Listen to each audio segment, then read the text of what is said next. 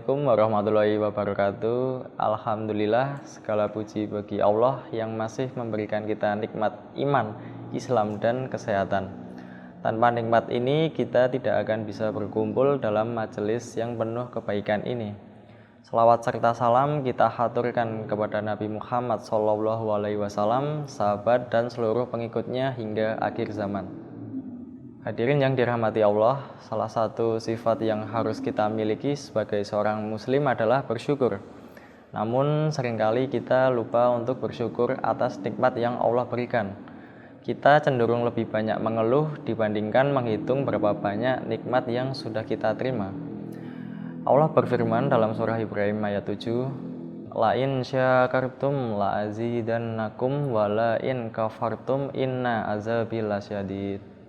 Yang artinya adalah jika kamu bersyukur pasti kami akan menambah nikmat kepadamu. Tetapi jika kamu kufur, ingkar, maka sesungguhnya azabku lebih pedih. Surat Ibrahim ayat 7. Dari ayat ini kita bisa mengambil pelajaran bahwa bersyukur bukan hanya sekedar kebiasaan baik, tetapi juga menjadi sebab bertambahnya nikmat.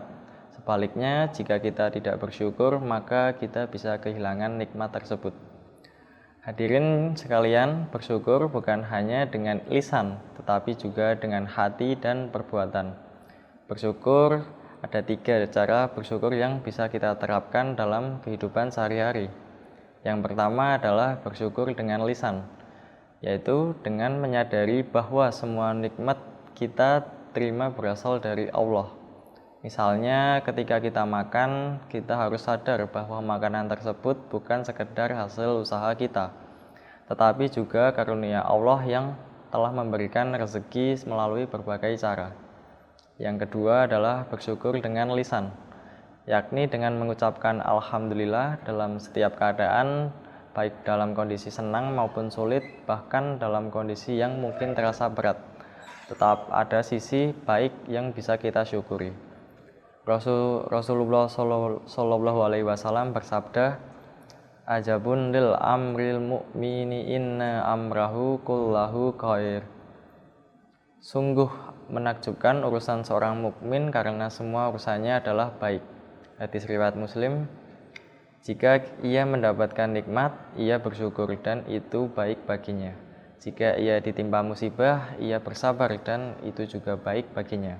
Yang ketiga adalah bersyukur dengan perbuatan, yaitu dengan menggunakan nikmat yang Allah berikan untuk kebaikan.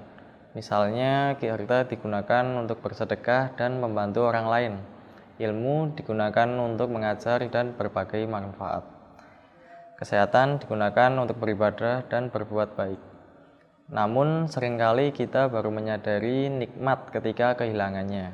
Seorang yang sehat sering lupa bersyukur, tetapi saat sakit ia baru merasakan betapa berharganya kesehatan. Seorang yang memiliki keluarga sering mengabaikan kebersamaan, tetapi saat kehilangan ia baru merasakan kerinduan yang mendalam.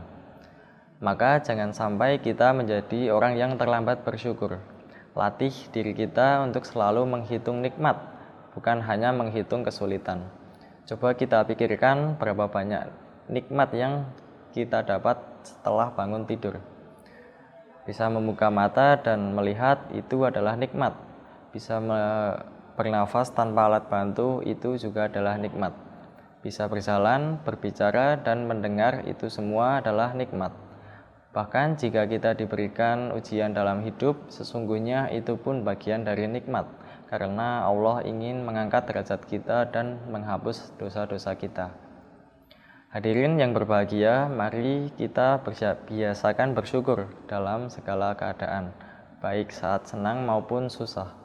Dengan bersyukur, hati kita lebih tenang, hidup kita lebih bahagia, dan Allah akan menambah nikmatnya.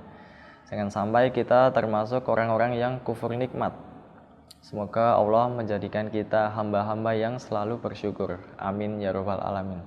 Wassalamualaikum warahmatullahi wabarakatuh.